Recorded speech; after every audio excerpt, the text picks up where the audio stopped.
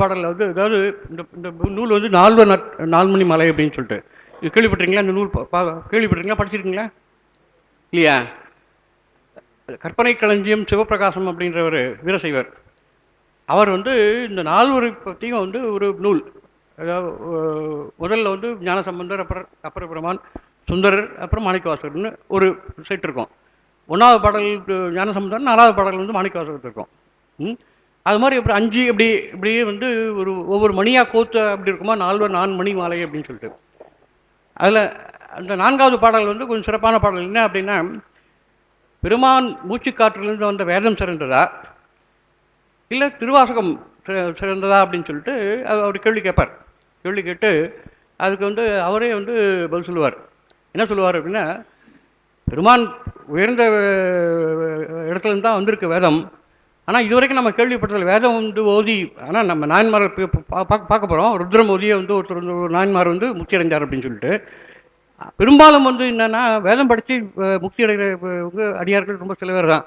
ஆனால் திருவாசகம் பாடி வந்து முக்தி அடைகிற நிறைய பேர் அப்படின்னு சொல்லிட்டு, வேதத்தை படித்தா நமக்கு வந்து மனம் உருகாது, கல் மாதிரி இருக்க மனம் வந்து உருகாது.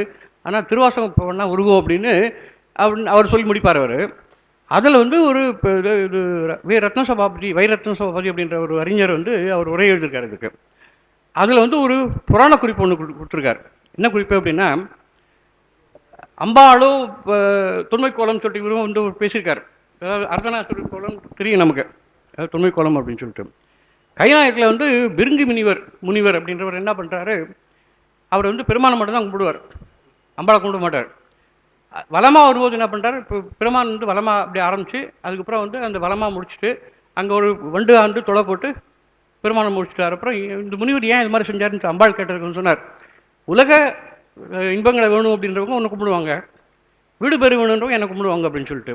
அதுக்காக பெருமாட்டி என்ன பண்ணாங்கன்னா, அங்கே காஞ்சிபுரத்தில் வந்து தவம் இருந்து ஒரு பாகம் பெற்றார் அப்படின்னு. அப்போ முதல்ல இருந்ததுல அதுவும் ஒரு பாகம் தானே. காஞ்சிபுரம் வந்து தவம் பண்ணி ஒரு பாகம் பெற்றார் அப்படின்னா அப்போ அதுக்கு இருக்குன்னு வித்தியாசம். ஏன்னா சிந்தனை விட்டுறேன் உங்களுக்கு, ஏன்னா தெரிஞ்சால் சொல்லுங்க நீங்கள். உலகில் இன்பம் பெற உன்னையும் வீடு பெற விரும்பினால் என்னையும் வழிவிடுவர் என்பது வேதவாக்கு என்று சிவபெருமான் கூறி, இறைவி அப்பொழுதே கையிலை நின்றும் நீங்கி காஞ்சியை அடைந்து தவம் செய்து இறைவனுடைய திருமேனியில் செம்பாதியும் நீர்ப்பாதி தன்னுடையதாக பெற்றாள். தனக்கும் சிவனுக்கும் உள்ள வேற்றுமை காட்சியை உயிர்களுக்கு உணர்த்துவதற்காக தவம் கிடந்து இறைவன் இடப்பாகத்தை பெற்றமையால் விளங்கிய, அது அந்த ஒரு பாடலில் ஒரு வரி வரும், அது சொன்னார். இதுக்கு அதுக்கு என்ன வித்தியாசம் யாராவது யோசிக்க முடியுதா?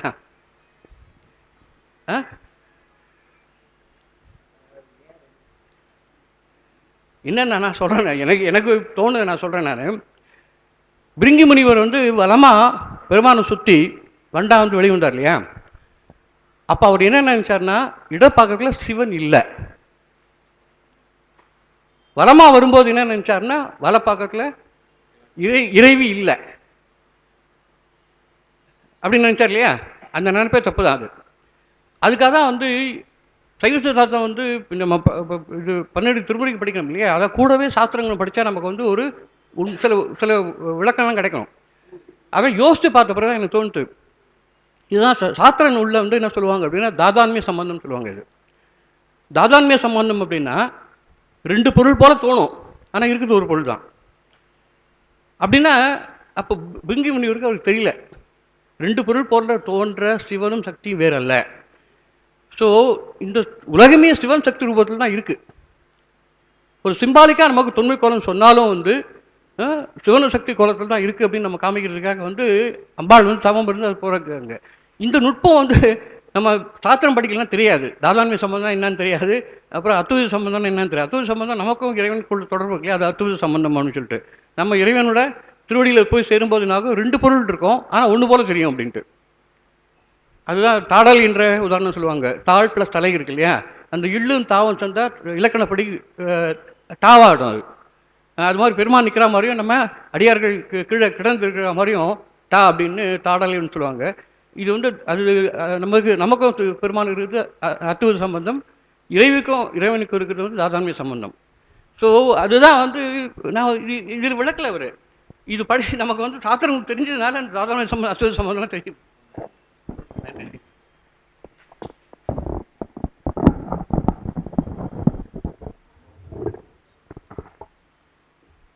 சிற்றம்பலம்.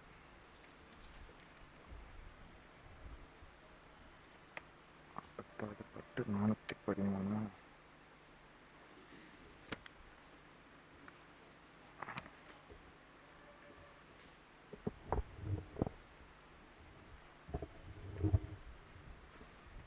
சிற்றம்பலம். சிற்றம்பலம். தென்னாருடைய சிவனே போற்றி, எந்நாட்டவர்க்கும் இறைவா போற்றி, ஏகம்பத்துரையந்தாய் போற்றி, பாகம் பெண்ணுருவானாய் போற்றி, அண்ணாமலையமண்ணா போற்றி, கண்ணார முதற்கடலே போற்றி, காவாய் கனகத்திரளே போற்றி, கைலை மலையானே போற்றி போற்றி. திருச்சிற்றம்பலம். பரசமய கோளரியை பலராவாயனை பூம்பழனம் சூழ்ந்த சிரபுரத்து திருஞான சம்பந்தப் பெருமானை தேயமெல்லாம் குறவையிடத் தமிழ்வேதம் விரித்தருளும் கவுனியர்தம் குலதீபத்தை விரவியமை ஆளுடைய வென்றிமழை இளங்கலிற்றை விரும்பி வாழ்வான். தூக்குசீர் திருத்தொண்டத் தொகை விரிவாக்கினால் சொல வல்லபிரான் எங்கள் பாக்கிய பயனா பதி குன்றைவாழ் சேக்கிழானடி சென்னிறுத்துவான். திருச்சிற்றம்பலம். எல்லாம் வல்ல கச்சி ஏகம்ப பெருமானுடைய திருவடிகளை என்னுடைய மனமொழிமைகளால் வணங்கிக் கொள்கின்றேன். சிவஞான அருள்நெறி அறக்கட்டளை மூலமாக தொடர்ந்து பெரிய புராணத்தை சிந்திப்பதற்கு அரிய வாய்ப்பளித்த நம்முடைய அறக்கட்டளை நிறுவனர் ஞானமையா அவர்களே, இந்த ஞான வேள்வியிலே கலந்து கொண்டு சிறப்பிக்கக்கூடிய அடியார் பெருமக்களே, உங்கள் அனைவருக்கும் என்னுடைய பணிவன்பு கலந்த வணக்கங்களை தெரிவித்துக் கொள்கிறேன். ஐயா அவர்கள் இது மாதிரி ஏதாவது ஒரு முன்னுரையா வழக்கமாகவே சொன்னாங்கன்னா நல்லா இருக்கும்னு நினைக்கிறேன். ஏன்னா நமக்கு சில செய்திகள் அதில் தோணும், உங்களுக்கு ஏதாவது புதுசாக செய்திகள்லாம் தோணும். ஆச்சரியமாக இருக்குது. சில விஷயங்கள்லாம் கடவுள் நம்பிக்கை இல்லாதவர்கள் இயற்கை கூட்டுகிறது என்று சொல்லுவார்கள், நாம் இறைவன் கூட்டுகிறான் என்று சொல்கிறோம். நேற்று அடியேன் தமிழ் வளர்ச்சித்துறை சார்பாக ஒரு நிகழ்விலே கலந்து கொண்டு பிறகு கல்லூரிக்கு வந்த பிறகு எங்களுடைய பேராசிரியர், கல்லூரியில் இருக்கக்கூடிய பேராசிரியர் ஒருவரோடு திருவழிதாயம் தரிசனத்திற்காக சென்றிருந்தோம். பாடின்னு சொல்கிறோம் இல்லையா, ஞானசம்பந்த பெருமானுடைய பாடல் பெற்ற ஸ்தலம்.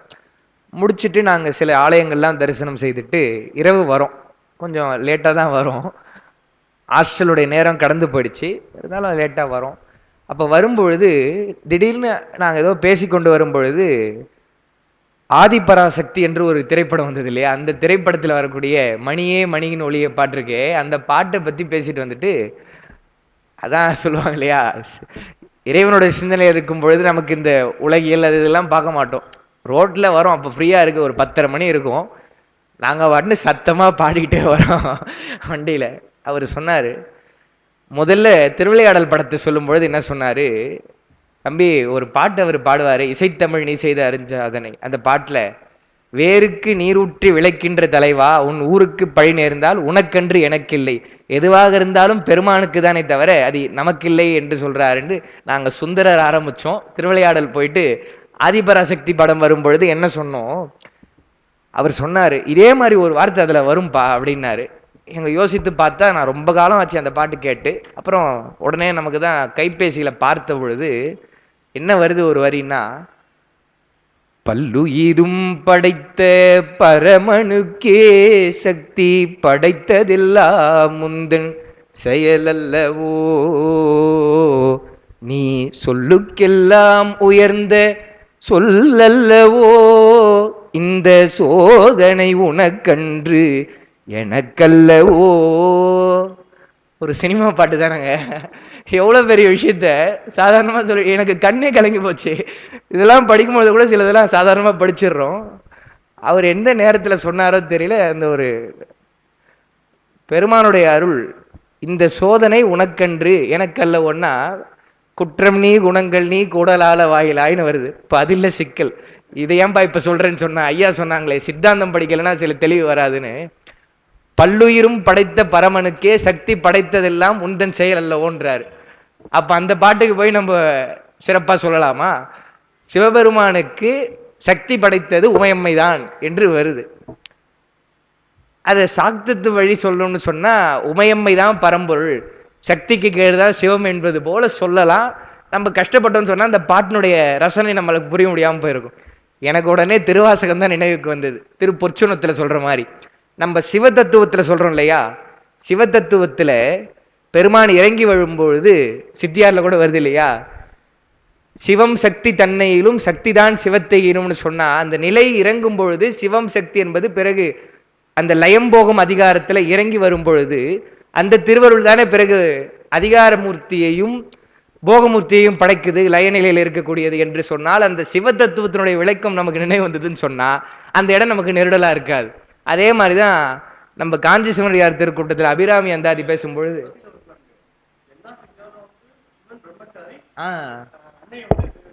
என்றும் அவள் கன்னியாக இருக்கிறாள் என்று சொன்னால்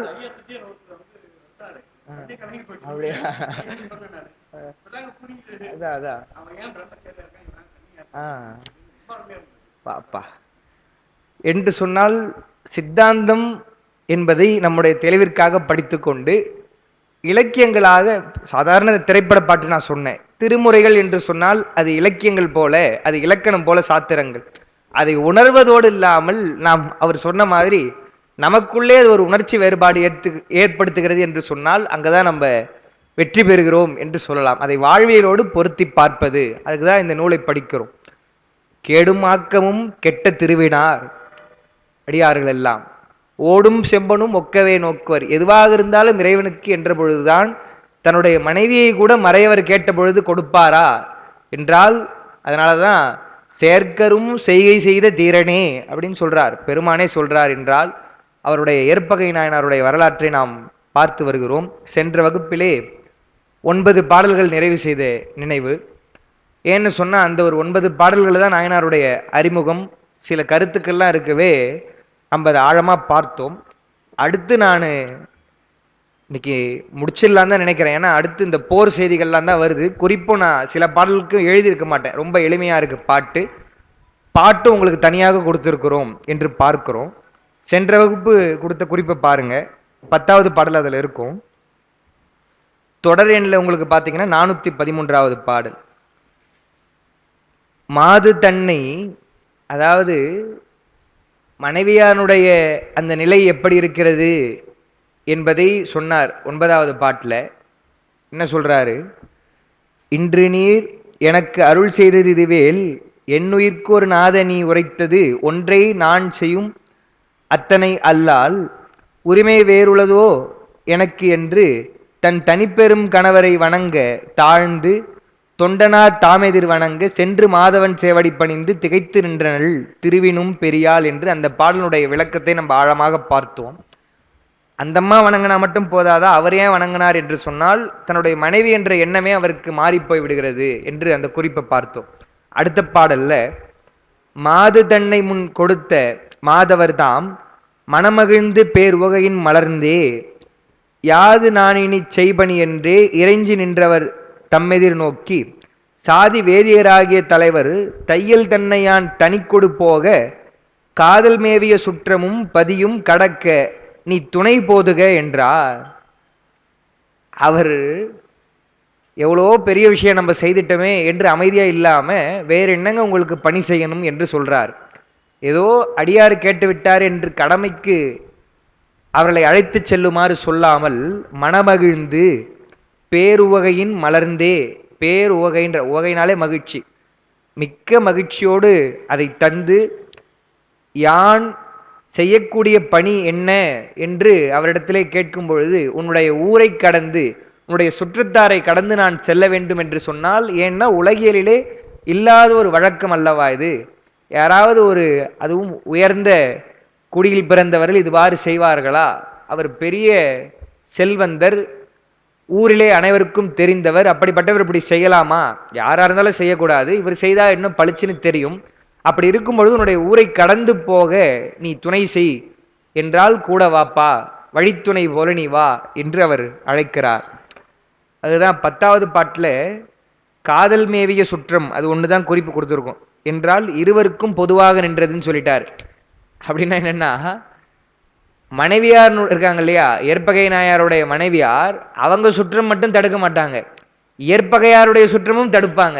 என்னடா இது, நம்முடைய குலப்பெருமையையும் குடிப்பெருமையையும் பாழ்படுத்துவதற்காக இவன் இப்படி செய்யறானா, மனைவியை சிவனடியாருக்கு தந்துதான் உன்னுடைய சிவபக்தியை காட்டணுமா என்று கேட்பாங்க இல்லையா. எனவே 2 பேருடைய சுற்றத்தாரும் தடுப்பாங்கப்பா என்ற குறிப்புல காதல் மேவிய சுற்றமும் பதி, அதாவது அடுத்தவருடைய ஒரு செய்தின்னு சொன்ன உடனே ஊராரெல்லாம் கூட்டிடுவாங்க இல்லையா. சாதாரணமா இன்னைக்கு உலகியலுக்கு சொல்றோம். ஆனால் இப்படி ஒரு பெரியவர் இப்படி ஒரு அநீதி செய்கிறார், முறையற்று செய்கிறார், அல்லது இயற்கைக்கு மாறாக செய்கிறார் என்ற உடனே ஊர் மக்கள் எல்லாம் கூடி அதனை நியாயம் கேட்பார்கள். எனவே பதினா அந்த ஊர்ல இருக்கக்கூடிய மக்கள், அவர்களையும் கடக்க நீ துணை போதுக, கூட வாப்பா என்று சொல்றார் நம்முடைய பெருமான். சொன்ன உடனே அடுத்த பாட்டு, என்று அவர் அருளி செய்ய யானே முன் செய் குற்றேவல் ஒன்றிது தன்னை என்னை உடையவர் அருளி செய்ய நின்றது பிழையாம் என்று நினைந்து வேறிடத்து புக்கு பொன்திகள் அறுவை சாத்தி பூங்கச்சு பொழிய வீக்கி. என்ன சொல்றாருன்னா, ஏற்பகை நாயனாருக்கு ஒரு உணர்வு, அந்த சிந்தை, அவருடைய மனநிலை எப்படி இருக்கு, அதுதான் சேக்கிழார் சொல்றார். அதுதான் மிக முக்கியம். என்னன்னா, இப்படி இயற்கைக்கு மாறாக ஒரு செயல் நாம் செய்யும் பொழுது தடைகள் என்பது வரும். அந்த தடை வரும் என்று நான் உணர்ந்து நானே வந்திருக்கணும். ஐயா, என்னுடைய மனைவியை நான் உங்களுக்கு கொடுத்துட்டேன், ஊர் வெளியில வரைக்கும் நான் அழைச்சி கொண்டு போய் விடுறேன், வேற ஏதாவது நான் செய்யணுமா அப்படின்னு நான் கேட்டிருக்கணும். ஆனால் நானே கேட்காம இவர் சொல்ற வரைக்கும் நான் காத்திருந்தது பிழை என்று எண்ணுகிறாராம். என்றவர் அருளி செய்ய யானே முன் செய் குற்றேவல், நானே முனைந்து முன்வந்து செய்யக்கூடிய அந்த பணி, குற்றேவல் என்றால் பணி, நாம் செய்யக்கூடிய ஏவல்களை கொண்டு செய்வது, அந்த பணி செய்யாமல் ஒன்றிது தன்னை, அதாவது அந்த பணியை என்னை உடையவர் அருளி செய்ய நின்றது பிழையாம் என்றால், என்னை உடையவர் என்றால் அந்த சிவனடியார் மறையவர், அவர் சொல்ற வரைக்கும் நான் காத்திருந்தது பிழைதான் என்று எண்ணி என்ன செய்யறாரா, வேறிடத்து புக்குன்னு சொன்னா அதோ இருங்க சாமி வந்துடுறேன் அப்படின்ட்டு போறாரு. போயிட்டு பொன்திகள் அறுவை சாத்தி பூங்கச்சி பொழிய வீக்கி என்றால், ஒரு போர் புரிவதற்கு என்ன ஒரு கோலமோ, ஏன்னா என்ன சிக்கல் வரும் என்பது அவருக்கு தெரியும், அந்த கோலத்தோடு வராராம். அதான் கொடுத்துருக்குறோம் குறிப்புல. தாமே நினைந்து செய்ய வேண்டுவதை மாதவர் கூறச் செய்ய முற்பட்டது பிழை என கருதினார் நாயனார். இது அவரது பக்திமை மேம்பாட்டை காட்டுகின்றது. அறுவைன்னு சொன்னா ஆடை, ஆடை சாத்தி போர் புரிவதற்கு உரித்தான ஆடை, அது சாதாரண ஆடை இல்லாமல் கவசம் போல இருப்பதும் ஆயுதங்களை ஏந்திய வகையில் இருக்கக்கூடிய ஆடையை அணிகிறார்னு பார்க்கிறோம். அதனாலதான் ஔவையார் சொன்னாங்க, ஏவா மக்கள் மூவா மருந்து. நம்ம சொல்லி செய்வது என்பது ஒன்று, அதற்கு இடைநிலையில இருப்பது குறிப்பினால் உணர்ந்து கொள்ளுதல். சொல்லி செய்யறாங்கன்னு சொன்னா அது 3ஆம் தரம், குறிப்பு காட்டும் பொழுதே உணர்ந்து கொள்கிறார்கள் என்று சொன்னால் அதுக்கே என்ன சொல்றாரு, குறிப்பில் குறிப்புணர்வாரை வள்ளுவர் சொல்றார், உரிப்பினுள் யாது கொடுத்தும் கொள்ளல். நீ சொல்றத குறிப்பிலேயே புரிஞ்சுக்கிறான்னு சொன்னா, சன்னிதானம் மகா சன்னிதானம் வராங்கன்னு சொன்னா அப்படி பார்த்தாங்கன்னா மாலை எடுக்கணுமா அல்லது பைய எடுக்கணுமா எதுக்கு பார்க்குறாங்க என்று புரிந்து கொள்வது வகையில் இருக்கிறவங்கள தான் வச்சுக்கணுமே தவிர, சொன்னதுக்கு அப்புறம் கூட மாலை எடுப்பா என்று சொன்ன உடனே இந்த மாலையா அந்த மாலையான்னு கேட்கறவனை கூட வச்சுட்டு இருந்தா அவங்களுக்கு மனசு அமைதி போயிடும். அதனாலதான் குறிப்பில் குறிப்புணர்தல் என்று சொல்றாங்க. நம்ம திருமுறை அருட்பணி சதாசிவமையா அவர்கள் சொல்லுவாங்க, பாலமுருகனடிமை சுவாமிகள் இடத்துல இருக்கிறவங்கலாம் ரொம்ப நுட்பமா இருப்பார்கள், வேலை செய்வார்கள் என்று. ஏன்னா அவங்க மௌனத்தில் இருக்கக்கூடியவர்கள், அவர்களிடத்துல புரிந்து கொண்டு பணி செய்வது என்பது பெரிய விஷயம் என்று சொல்லுவாங்க. ஏன்னா அதுக்கு தகுதியானவர்கள் வைத்திருக்கணும். அதை விட முதல் படியில இருப்பது ஏவா மக்கள்னு சொன்னார். நாம் சொல்வதற்கு முன்னாடியே குறிப்பில் உணர்த்துவதற்கு முன்னாடியே செய்யறாங்கன்னு சொன்னா அவரெல்லாம் அமிர்தம் போன்றவர்கள். மூவா மருந்துன்னு சொன்னா அவர்கள் அமிர்தம் போன்றவர்கள்னு ஒரு பொருள். இன்னொன்னு, நாம வாழ்வதற்கு அவரெல்லாம் மருந்து. சொல்லி புரிஞ்சுக்கலையப்பான்னு வருத்தப்பட்டு கோபப்பட்டு சொன்னா நம்முடைய ஆயுசு குறையும். அதனால தானே சொல்றாரு, சினம் என்று சொன்னால் தன்னையே கொல்லும் சினம், அடுத்தவருக்கு துன்பத்தை ஏற்படுத்துவதில்லைப்பா. கோவப்பட்டுன்னு சொன்னா உன் உடம்பு போயிடும் முதல்லன்னு சொல்றோம் இல்லையா. அவரெல்லாம் மூவா மருந்துன்னு சொன்னார். இது உலகியலுக்கே. அப்போ அடியார் என்று சொன்னால் அவர் சொல்ற வரைக்கும் அதை நம்ம செய்யாம இருந்திருக்கிறோமே என்று அது பிழைன்றார். நான் செய்தது பிழை. அடியாரில் எல்லாம் தான் செய்த பெருமையை பெருமை நினைக்க மாட்டேன்றாங்க. தான் செய்த சிறு பிழையை கூட பெரும் பிழையாக எண்ணுகிறார்கள் என்று சொன்னால் அதுதான் அவர்களுடைய அந்த பக்திமை திறத்தை வெளிப்படுத்துகிறது என்று பார்க்கிறோம். அடுத்த பாடல் பாருங்க, 12வது பாடல். வாளொடு பலகை ஏந்தி வந்து எதிர் வணங்கி மிக்க ஆளரி ஏறு போல்வார் அவரை முன் போக்கி பின்னே தோளினை துணையாக போயினார் துண்ணினாரை நீலிடை படமும் கூடி நிலத்திடை வீழ்த்த நேர்வார். என்ன எண்ணுகிறார்? ஏதாவது துன்பம் செய்வார்கள், நான் செய்த தொண்டுக்கு இடையூறு செய்வாங்கன்னு சொன்னா அவர்களை வெட்டி வீழ்த்திடலாம் என்று எண்ணுகிறார். அதுக்கு தானே போர்க்கோளத்தோட போறாரு. பேசுவதெல்லாம் கிடையாது, பேசினா அவங்க புரிஞ்சுக்க போறதும் கிடையாது. எனவே துன்பம் செய்கிறார்கள் என்று சொன்னால் நான் அவர்களை வீழ்த்தி விடுவேன் என்று எண்ணுகிறார். துண்ணினார் என்று சொன்னால் நெருங்கினார், தோளினை துணையாக போயினார்னா அந்த அம்மாவை அழைத்து கொண்டு பெருமான் போகும் பொழுது நெருங்கி வந்து தடுப்பார்களே, ஆனால் நீலிடைப்பட முன்கூடி நிலத்திடை வீழ்த்த நேர்வார். நேர்தல் என்று சொன்னால் விருப்பமுடையவராக அவர்களெல்லாம் நான் வெட்டி நிலத்திலே சாய்ப்பேன் என்று அந்த ஒரு உறுதியை மனதிலே ஏற்றுக்கொண்டு போகிறாரா நம்முடைய நாயன்மார். 13வது பாடலிலிருந்து வாங்க, 13வது பாடலிலிருந்து இன்றைக்கு கொடுத்த குறிப்பில் இருக்கும். பாடல் பழைய மூலத்தில் இருக்கும், அதுக்கப்புறம் இன்னைக்கு கொடுத்துருக்கிறோம் குறிப்புன்றதை பார்த்துக்குங்க. 13வது பாடல். மனைவியார் சுற்றத்தாரும், சேக்கிழார் பாருங்க இங்க இப்ப இதை தெளிவா சொல்றார். வள்ளலார் சுற்றத்தாரும், ரெண்டு பேரும் சொல்லிட்டார் இல்லையா? என்னன்னா அதை முதல்ல சொல்லிட்டாரு, பொதுவா காதல் சுற்றத்தார்னு சொல்லிட்டாரு. ஏன்னா யாருமே அதை ஒத்துக்க மாட்டாங்க இல்லையா? அது குலத்திற்கு பழிதானே. எப்படி திரௌபதி அவள் தீயிலே அவதரித்தவராக இருக்கலாம், பஞ்சபாண்டவர்கள் அவர்கள் பஞ்சபூதத்தினுடைய அம்சமாக இருக்கலாம், இருந்தாலும் அந்த அம்மாவுக்கு ஒரு அவப்பேறு சொல்லி ஏசுகிறார்கள் என்று சொன்னால் உனக்கு 5 கணவர்கள் அல்லவா என்று தானே அவங்க ஏசுகிறார்கள் என்றால் அது சரியில்லை என்பது போல அவளுடைய சிறப்பா அவர்களுக்கு விதிவிலக்கு சொன்னாலும் ஏற்றுக்கொள்ள முடியாது. அது மாதிரிதான் இவர் செய்வது, இப்படிதான் சிவத்தொண்டு செய்யணுமா என்று அவங்களுக்கு கோபம் வருது. மனைவியார் சுற்றத்தாரும் வள்ளலார் சுற்றத்தாரும், வள்ளலார் என்று சொன்னால் வள்ளல் தன்மை பூண்டவர் என்ற ஒரு சிறப்பு. ஏன் அவர் இங்க சொல்றாரு சொன்னா, யாரு என்ன வேணா கொடுக்கலாம், தன்னுடைய மனைவியே சிவனடியாருக்கு கொடுத்திருக்கிறார் என்று சொன்னால் இது போன்ற ஒரு வள்ளன்மை என்பது எங்குமே காணோம் என்பதனால்தான் வள்ளலார் சுற்றத்தாரும் இணையதொன்று யாரே செய்தார் ஏற்பகை பித்தனானால். என்ன சொல்றாங்க? இது மாதிரி ஒண்ணு யாராவது செஞ்சிருக்கிறாங்களா? சொல்லியிருப்பாங்க இல்லையா? நீ கும்பிடுற சிவபெருமானுடைய அடியார்கள் யாருன்னா அப்படி செஞ்சிருக்காங்களாயா? பைத்தியமா இருப்பான் போல இருக்கே அவன் என்று சொல்லிட்டு ஏற்பகை பித்தனானால் என்ன செய்யறாங்க? புனையிழை தன்னை கொண்டு போவதாம் ஒருவன் என்று துணை பெரும் பழியை மீட்பான் தொடர்வதற்கு எழுந்து சூழ்வார். என்ன நினைக்கிறாங்க அவங்க? அவனுக்கு புத்தி இருந்ததுன்னு சொன்னா இந்த மாதிரி செய்வானாயா? நம்ம கூட கேட்கறோம்ல, எடுத்த உடனே அறிவு கெட்டவனே. எங்க துறை தலைவர் இப்படிதான் திட்டுவாங்க, எதுவா இருந்தாலும் அவங்க வாயிலிருந்து வரக்கூடிய முதல் சொல்லுதான் அறிவு கெட்டவனே, லேட்டா வரி ப்ரோக்ராம்னு தெரியாதா அப்படின்வாங்க. அது மாதிரி என்ன திட்ட மாட்டாங்க, சொல்ற பொதுவா.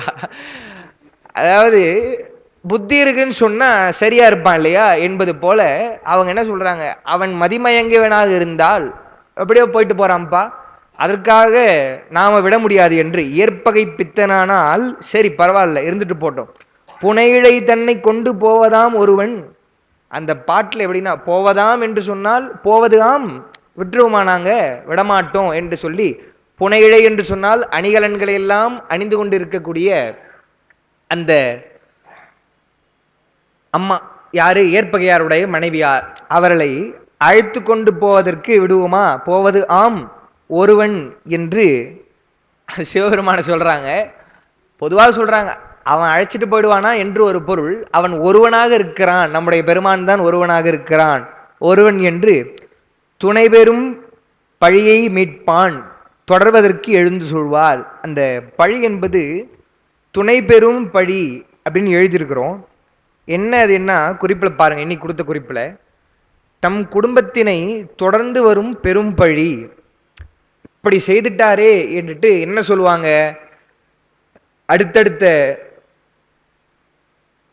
நாட்கள்ல அல்லது ஏற்பகை நாயனாருடைய சுற்றத்தார்கள் எல்லாம் சொல்லும் பொழுது, தன்னுடைய மனைவியே கொடுத்தாலப்பா சிவனடியாருக்கு, அவனுடைய சித்தப்பா அவரு, அவனுடைய பெரியப்பா அவரு என்று சொல்லுவாங்க இல்லையா? எனவே அந்த பழி உன்னோட போனா பரவாயில்ல, எல்லாரையும் சார்ந்து வரக்கூடிய பழி என்று சொல்லி அந்த பழியை மீட்பான். அப்படி ஒரு பழி வரக்கூடாது என்று எண்ணி தொடர்வதற்கு எழுந்து சூழ்வார். அழைச்சு கொண்டு போறார் இல்லையா? அவரை தொடர்ந்து நாம் வெற்றி கொள்வோம், அதை தடுப்போம் என்று அவர்கள் சூழ்கிறார்கள் என்று இந்த பாட்டில் சொல்றார். போவது ஆம் என்பது போதல் ஆகாது என்று. ஏற்பகை பித்தனானாலும், குறிப்பு படிக்கிறேன், ஏற்பகை பித்தனானாலும் நாம் பலியுடையோம் ஆதலின் விடுவோம் அல்லோம். அவன் பைத்தியக்காரனா இருக்கலாம்ப்பா, எங்க உடம்புல தெம்பு இருக்குது. நம்ம கூட என்ன சொல்றோம்? என் உடம்புல தெம்பு இருக்கிற வரைக்கும் எனக்கு யாரும் எதுவும் செய்ய வேண்டியது இல்லைப்பா, நான் உழைச்சி நான் சாப்பிட்றேன்னு சொல்றேன் இல்லையா? அது மாதிரி எங்க உடம்புல தெம்பு இருக்கு சார், எப்படி அவர் அழைச்சிட்டு போறாருன்னு நான் பார்க்கிறேன் என்று சொல்றாங்க.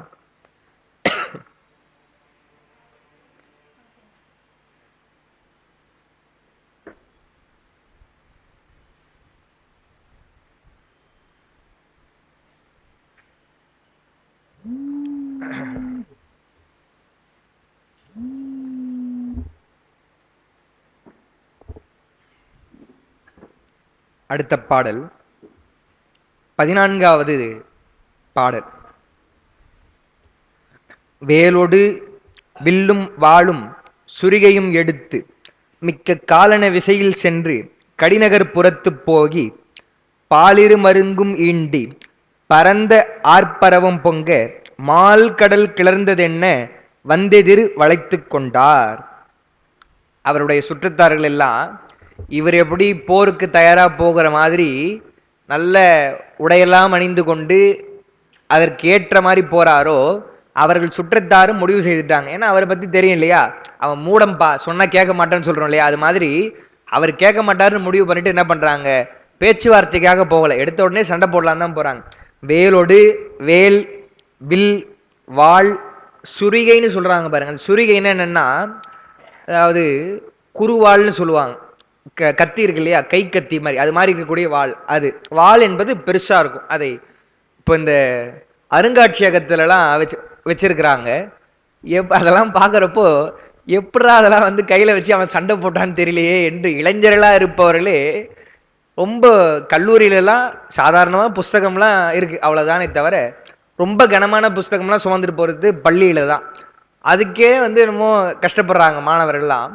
ஒரு கையில் அந்த வாளை எடுத்துக்கொண்டு அவன் சண்டை போட்டிருக்கான்னு சொன்னால் எவ்வளோ ஆற்றலுடையவனா இருக்கலாம். அப்படி பிரம்மாண்டமாக இருக்கும் அந்த வாள் என்பது. அது வாள்.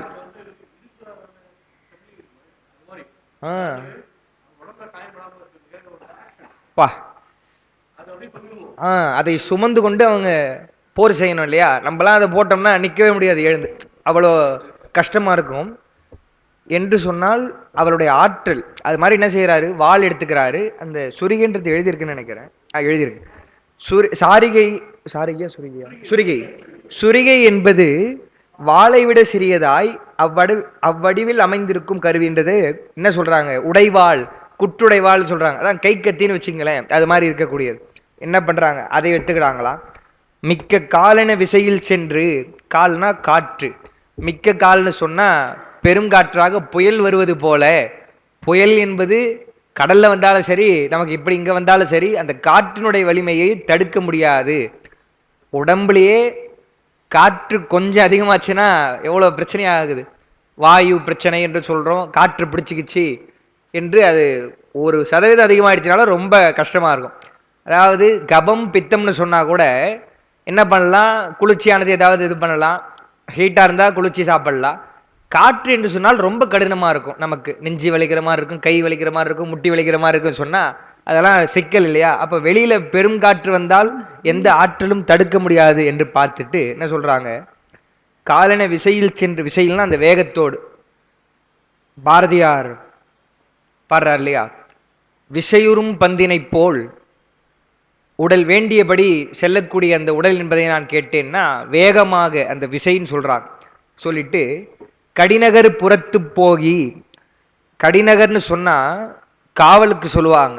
நகரமே பொதுவான மக்களுக்கே காவல் தரக்கூடிய நகரம் இந்த நகரம். அப்படி இருக்கும் பொழுது ஒரு சிறந்த குலத்தினுடைய பெண்ணுக்கு பாதுகாப்பு இல்லாமல் அமைச்சு வச்சுட்டானே என்று அந்த கடிநகர் புறத்து என்றால் நகர்ப்புறமாக போகி, பாலிரு மருங்கும் ஈண்டி என்றால் வலதுபுறம் இடதுபுறம் என்று சொல்லி எல்லா புறமும் சூழ்ந்து பரந்த ஆர்ப்பரவம் பொங்க, ஆர்ப்பரவம் என்றால் ஒளி எழுப்புதல், பொங்க மால் கடல் கிளர்ந்தது என்ன, மால்கடல் என்றால் பெரிய பெருமை வாய்ந்த கடல் என்பது அது பூமிக்கு வந்தது போல, கிளர்ந்தது என்ன, தோன்றியது, கிளர்ந்ததுன்னா தோன்றியது, தோன்றியது போல வந்தியதிர் வளைத்து கொண்டார். அவர்கள் போகும் பொழுது வளைத்துக் கொள்கிறார்களாம். யார் என்று சொன்னால் ஏற்பகை நாயனாருடைய சுற்றத்தாரும் நம்முடைய ஏற்பகை நாயனாருடைய மனைவியாருடைய சுற்றத்தாரும் சூழ்ந்து கொள்கிறார்கள். சூழ்ந்த உடனே அடுத்த பாட்டு 15வது பாடல்.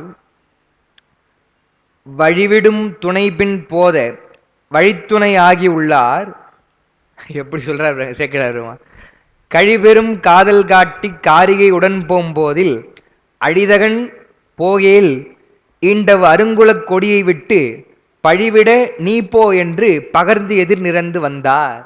என்ன சொல்றாங்களா, அவங்க முடிவு பண்ணிட்டாங்க இந்த ஆள் சொன்னா கேட்க மாட்டான் என்று சொல்லிட்டு அழிச்சிட்டு போறாரு இல்லையா அந்த மறையவர், அவரிடத்துல நம்ம போய் சொல்லலாம் என்று எண்ணி என்ன சொல்றாங்களா, வழிவிடும் துணை பின் போத, வழிவிடும் துணை என்றால் வழியில் தடையின்றி அந்த மறையவரை விடுவதற்காக போறார் இல்லையா நம்ம ஏற்பகை நாயனார், அவர் போக வழித்துணையாகி உள்ளார்.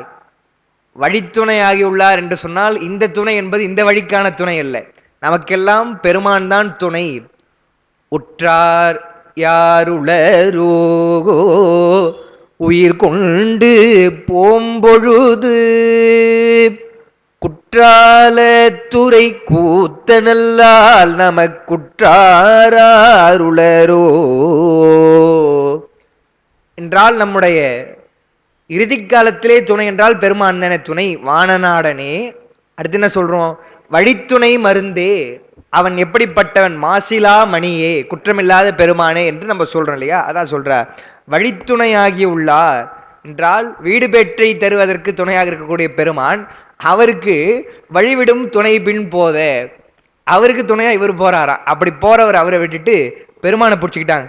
கழிபெரும் காதல் காட்டி காரிகை உடன் போம்போதில் என்றால் பெரு விருப்பத்தை வெளிப்படுத்தும் வகையான தோற்றத்தோடு நம்முடைய பெருமான், காரிகை என்றால் அம்மை பெண்ணு பொருள், காரிகையோடு, அதனாலதான் யாப்பருங்கல காரிகை அப்படின்னு சொல்றாங்க பாருங்க. காரிகை என்றால் பெண், அந்த பாட்டெல்லாம் மகடு முன்னிலையாக வரும், பெண்ணை முன்னிறுத்தி சொல்வது, அதனால காரிகைனா பெண். காரிகையுடன் போம்போதில் அழிதகன் போகேல் அப்படின்றாங்க. அழிதகன் என்று சொன்னால் அறக்கழி உடையவன் எழுதியிருக்கிறோம் குறிப்பில். அறக்கழி உடையவன் என்று சொன்னால் என்ன, அறநூல்களில் எது சொல்லப்பட்டிருக்கோ, எது சொல்லப்பட்டிருக்குன்னா எதை செய்யன்னு சொல்லியிருக்கோ அதை செய்யாதவன், எதை செய்யக்கூடாதுன்னு சொல்லியிருக்கோ அதை செய்யறவன், அவன் தான் அழிதகன். இப்போ நிறைய சொல்லலாம், எடுத்துக்காட்டு வேணாம், அது விளக்கத்தோடு நம்ம விட்டுருவோம். அடிச்சாட்டியம் பண்றான்றாங்க இல்லையா, ரூல்ஸை பிரேக் பண்றவன் சார், அவன் தான் அழிதகன். அப்படிப்பட்டவன், இது பெரிய விஷயம் இல்லையா, பிறன்மனை நயத்திலே தப்புன்னு சொல்றாங்க. நீ எதுவாக இருந்தாலும் இருக்கட்டுமே, உங்களுக்கு தொண்டு செய்வதற்கு கூட இருக்கட்டும், இல்லறத்திலே இருக்கக்கூடிய ஒருவரை கேட்கலாமா, ஒரு சிவனடியார் அல்லது மறையவர் என்று சொன்னால் கேட்டுட்டல்ல, அழிதகன் அப்படின்னு சொல்றார். அழிதகன் போகேல், மிரட்டுற மாதிரி அந்த துணி இருக்கணும் அந்த இதுல, போகேல் சொல்லிட்டு ஈண்டவ் அருங்குல கொடியை விட்டு, எங்களுடைய குலக்கொடிப்பா அந்தம்மா, அவளை விட்டுட்டு பழிவிட நீ போ என்று பகர்ந்தெதிர் நிறந்து வந்தா. நிறந்து வருதல் என்று சொன்னால் அப்படியே கூட்டமாக வராங்களாம். என்ன சொல்றாங்க, அவங்கள விட்டுட்டு பழிவிட, அவங்களையும் விட்டுட்டு போ, பழிவிட நீ போ அப்படின்னா என்ன அர்த்தம், உனக்கும் ஒரு பழிப்பா, எப்படி ஏற்பகை கொடுத்தானோ, ஏற்பகை கொடுத்தான்னு அவனுக்கு மட்டும் பழி இருக்காது, ஒரு சிவனடியாருடைய, அவர் சிவனடியார் நினைச்சா இவர் கொடுக்குறாரு, இவரு சிவனடியார் தானே, தொண்டு செய்தவர், ஒரு சிவனடியார் அல்லது வாணிகருடைய மனைவியை அல்லது யாரோ ஒரு பிறவருடைய மனைவியை அழைத்து செல்கிறார் என்ற அந்த பழியையும் நீ விட்டுடு. அந்த பழி எதுக்குப்பா உனக்கு, பழி செய்யற செயலெல்லாம் ஏன்பா செய்யற, அந்த பாவம் உனக்கு எதுக்கு வேணான்னு நம்ம சொல்றோம் இல்லையா, அது மாதிரி சொல்றார், அந்த பழியும் விட எங்களுடைய குலக்குடியும் விட்டுட்டு போங்க என்று சொல்லிட்டு அவரிடத்துல வந்தவங்களாம் சொல்றாங்களாம். சொன்ன உடனே 16வது பாடல், இயற்பகை வெல்லும் என்றல். என்னன்னா அவர் பெருமான் என்ன பண்றவர், மறைமுனி அஞ்சினான் போல் மாதினை பார்க்க, இவர் என்ன பண்ணலாம், நம்ம பெருமான இயற்பகை நாயனார் இடத்துல பார்க்கலாம், இல்ல என்னப்பா நீ துணையா வந்திருக்கிற, இவங்க இப்படி சொல்றாங்கன்னு அவரிடத்துல கேட்கலாம். அந்த அம்மாவுடைய மனநிலை எப்படி இருக்குன்றது நமக்கு காட்டணும். ஏன்னு சொன்னா பெருமான் சொல்ல போறார், அவருடைய சுற்றத்தார் எல்லாம் மேலுலகம் அடைகிறார்கள் என்று தனியாக சொல்றாருங்க. ஆனா ஏற்பகையாரும் அவருடைய மனைவியும் தான் சிவலோகம் அடைகிறார்கள், சிவலோகத்திலே உடனுறையும் பயன்பெற்றார் என்று சொல்றார். அப்போ என்ன கருத்து, ஏற்பகை நாயனாரால இப்போ அவங்களுடைய சுற்றத்தாரெல்லாம் வந்து அதாவது தண்டிக்கப்பட போறாங்க, உயிரே போயிருக்கும் பல பேருன்னு வச்சுக்கங்களேன். ஏன்னா ரத்த ஆறு போகுதுன்னு சொல்றாரு. அப்படி போக போகுதுன்னா அவர்களுக்கெல்லாம் ஒரு நிலை, அவர்களுக்கெல்லாம் ஒரு தகுதி. ஏற்பகை நாயனாருக்கு என்ன பெருமான் கொடுக்கிறாரோ அதே இந்த மகம் கொடுக்கிறார் இல்லையா? அப்ப அவங்களுடைய தகுதி என்ன என்பது நமக்கு தெரியணும், அவங்களுடைய பக்குவம் என்பது நமக்கு தெரியும். அதனால என்ன பண்றாரு பெருமான், அவங்க அப்படி சொன்ன உடனே அவரா பயப்படுறவர், அதனாலதான் சொல்றாரு அஞ்சினான் போல்ன்றார். அந்த மறையவர் பயந்தது போல மாதினை பார்க்க மாதும் அந்த அம்மா என்ன பண்றாங்க, இறைவனே அஞ்ச வேண்டா, எப்படி சொல்றாங்க பாருங்க, பயப்படாதீங்கன்னு சொல்லிட்டு இயற்பகை வெல்லும் என்ன அரைகழல் அண்ணல் கேளா அடியனேன் அவரையெல்லாம் தரையிடப்படுத்துகின்றேன் தளந்தருள் செய்யல் என்று என்ன சொல்றாரு. அந்த அம்மாவை பார்த்த உடனே அவங்க சொல்றாங்க இல்லையா, என்ன சொல்றாங்க, இயற்பகை வெல்லும் அப்படின்னு சொன்ன உடனே அது அவர் காதல கேட்டுடுச்சான். அரைகழல் அண்ணல் கேளான்னா, கடல் என்பது வீரக்கடல், அதெல்லாம் போருக்கு சிறப்பா சொல்லுவாங்க. அண்ணல் என்பது மேலானவன் அர்த்தம். அப்ப போரிலும் சரி, வீரத்திலும் சரி, பக்தியிலும் மேலானவன் நம்முடைய ஏற்பகை நாயனார். அவரு கேளான்னா கேட்டு, தன்னுடைய மனைவியார் இப்போ அடியாருடைய உடைமையாக இருக்கிறாங்க அந்த அம்மா, அவங்க சொன்னதை கேட்ட உடனே என்ன பண்றாராம், அடியேன் அவரையெல்லாம் தரையிடப்படுத்துகின்றேன் தளந்தருள் செய்யேல், சாமி நீங்க தளர்ந்துடாதீங்க, நான் அவர்களை எல்லாம் தரையோடு படுத்துகின்றேன் என்று சொன்னால் வெட்டி வீழ்த்துகின்றேன் என்பது போல வன்துண்டாக அவர் சொல்கிறாரு. அவங்க என்ன சொல்றாங்க, இயற்பகை வெல்லும் என்று சொல்றாங்க பாருங்க. அதுக்கு உரையாசிரியர்கள் எழுதுறாங்க என்னன்னா, மனைவி கணவனுடைய பெயரை சொல்லலாமா, அதெல்லாம் சொல்லலாங்க, எப்படி ஒன்னா கூப்பிடலாம், வாடா போடான்னு கூப்பிடுறாங்க, இப்போ வந்து பேசுற பேச்சா இது என்றால், அவருடைய காலத்துல சொல்லுவது கிடையாது. அவங்க காலம் என்ன, நமக்கு பாட்டியாக இருந்தவருடைய காலத்திலே அவங்க சொல்ல மாட்டாங்கன்னு பார்க்கிறோம். அப்படி இருந்த மரபு. இப்ப இயற்பகை வெல்லும்னு சொல்றாங்களே, எப்படி சொல்லலாம் என்று சொன்னால், அவளுடைய பக்குவம் எப்படி, ஏற்பகை நாயனார் அவங்களுடைய காலில் விழுந்தார் இல்லையா, ஏன் விழுந்தாரு, அடியவர்களுக்கு கொடுத்துட்டோம், நம்முடைய மனைவி இல்லைன்ற ஒரு எண்ணம், அவருடைய சொல்லை கேட்டு மறைவன் பின் போன பிறகு அவர் நம்முடைய கணவர் அல்ல, வழிவிடுவதற்கு கூட வராரு, எனவே இயற்பகை என்பவர் வெல்லுவார்னு சொல்றாங்களே தவிர என் கணவன் வெல்லுவார் என்று சொல்லலை. அதனால அவருடைய பெயரை சொல்லலாம் என்று ஒரு உரை.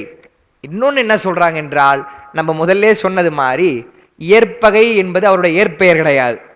இயற்பகை என்றால் இயற்கைக்கு மாறாக நடந்து கொள்பவர் என்று அவருடைய சிறப்பு பெயர் தானே தவிர அவருடைய இயற்பெயர் அல்ல. எனவே அதை சொல்லலாம் என்று சொல்றாங்க. அதை காட்டிலும் முதல்ல சொன்னதுதான் சிறப்பான உரை. ஏன்னா இயற்பகை என்று சொல்லக்கூடியது அவர் தானங்க குறிக்குது, அவருடைய பெயரே போய் இயற்பகை என்ற பெயர் நிற்குது. அப்படின்னா என்னன்னா, அவங்க வந்து ஒரு உதாரணத்துக்கு சொல்லணும்னா, இப்ப திருநாவுக்கரசு பெருமானுடைய பெயர் மருள் நீக்கியார்னு இருக்குன்னா, அதோடைய இயற்பெயர் சிறப்பு பெயராக இருக்கக்கூடிய நாவுக்கரசர் தானே சொன்னாங்கன்னு சொல்லலாம். அது சிறப்பு கிடையாது. ஏன்னு சொன்னா, எந்த பெயராக இருந்தாலும் அவரை குறிப்பதற்கு தான் அது இருக்குது என்றால், அவங்க ஏன் சொல்றாங்க என்றால், இப்பொழுது அவர் நம்முடைய கணவர் அல்ல, அவருடைய பேச்சு கேட்டுட்டு அடியவர் பின் நாம் தொண்டராக சென்ற பொழுது உடன் வரக்கூடிய அந்த பெரியவர் யாரு, ஏற்பகையார், வேறொருவர் போல எண்ணுகிறார்கள், அவர் வெல்லுவார், அச்சம் கொள்ள வேண்டாம் என்று சொல்றாங்கன்னு சொன்னா, அவங்களுடைய மனநிலை எப்படி இருக்குது, எவ்வளவு ஒரு உயர்ந்த மந்திரமாக கணவருடைய சொல்லை ஏற்று அந்த நொடிப்பொழுதிலிருந்து அவங்க நிலை மாறிடுறாங்க பாருங்க. எப்படி காதற்ற ஊசியும் வாராது காணும் கடை வழிக்கு அந்த நொடிப்பொழுதுல மாறிடுறார். அதுக்கப்புறம் செல்வம் எல்லாம் அவரிடத்துக்கு வேணான்னு நினைக்கிறார் என்று சொன்னால், அதுதான் உபதேசம்னு சொல்லும்போது கூட நம்ம என்ன சொல்றோம், அதுவரை அப்படி வேணா இருக்கலாம், நல்ல பக்குவம் பெற்ற உயிர், பக்குவம் பெற்ற உயிரானது இறைவனுடைய அருளால் நல்ல குரு மூலமாக, அதனாலதான் சத்குரு தரிசனம்னு சொல்றாங்க, நல்ல குரு மூலமாக உபதேசம் பெற்றால் அந்த ஒரு நொடிப்பொழுதுக்கு அப்புறம் மாறிடும். உண்மையான பொருளை உணரும் பொழுது இந்த பொருள்லாம் நீங்கிவிடும் என்றுதான் பார்க்கிறாங்க. அவ்வளவு ஒரு உயர்ந்த மனநிலையில அந்த அம்மா இருக்கிறாங்க என்று சொல்லிட்டு.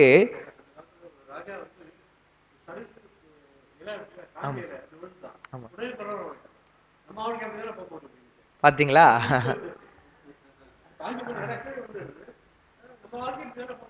அதான் என்றால் அவங்களுக்கு எப்ப அந்த பக்குவம் என்பது வரும்னே சொல்ல முடியாது. ஏதோ ஒண்ணு இயற்கையா நடக்கிற செய்தியா இருக்கும். ஐயா சொல்ற மாதிரி ஒரு சருகை பார்த்த உடனே நிலையாமை வருகிறது என்று சொன்னால், ஆனா நமக்கெல்லாம் எப்படின்னு சொன்னா, பெருமான் வந்து எவ்வளவோ அருளாளர்கள் மூலமா உணர்த்திருக்கிறாரு.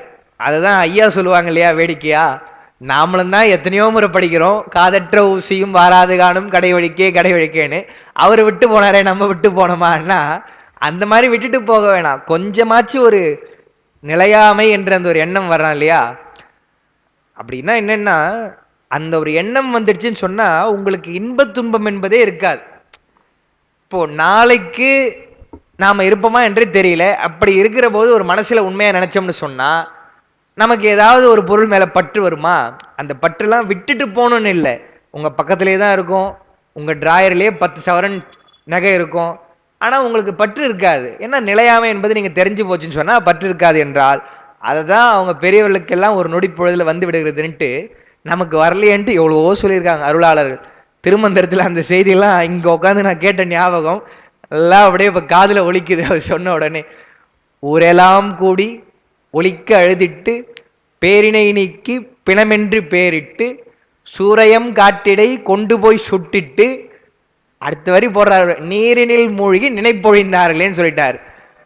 திருவான்மியூர்ல அங்க நான் சொன்ன பேசும்பொழுது, முதல் நாள் பெரியவரான வகுப்பு போகும்பொழுது பிரதோஷம் அன்னைக்கு நான் சீக்கிரமே போயிட்டேன். 7 மணிக்கு பேச்சு, 5 மணிக்கெல்லாம் போயிட்டேன். நான் பிரதோஷம் வளம் வந்துட்டு நின்றுட்டு இருக்கோம். அப்போ கூட்டம் என்னை அழைத்த அன்புறம் வரல. நான் அதனால சரி நான் காத்துக்கிட்டு கொண்டு இருந்தேன். தியாகேச பெருமானுடைய சன்னதி இருக்கும், பிரதோஷ நாயகர் இருந்தார். தரிசனம் பண்ணிட்டு அப்படியே நின்றுட்டு இருக்கேன். நின்றுட்டு சரி பதிகம் ஏதாவது இருக்குதா, நம்ம மொபைலில் அப்போ என்னமோ படிக்க முடியாத மாதிரி திரும்பி செவத்தில் எழுதியிருக்கோம் அது. ஆனால் சிலதெல்லாம் பெயிண்டிங் போயிட்டு இருக்கும்.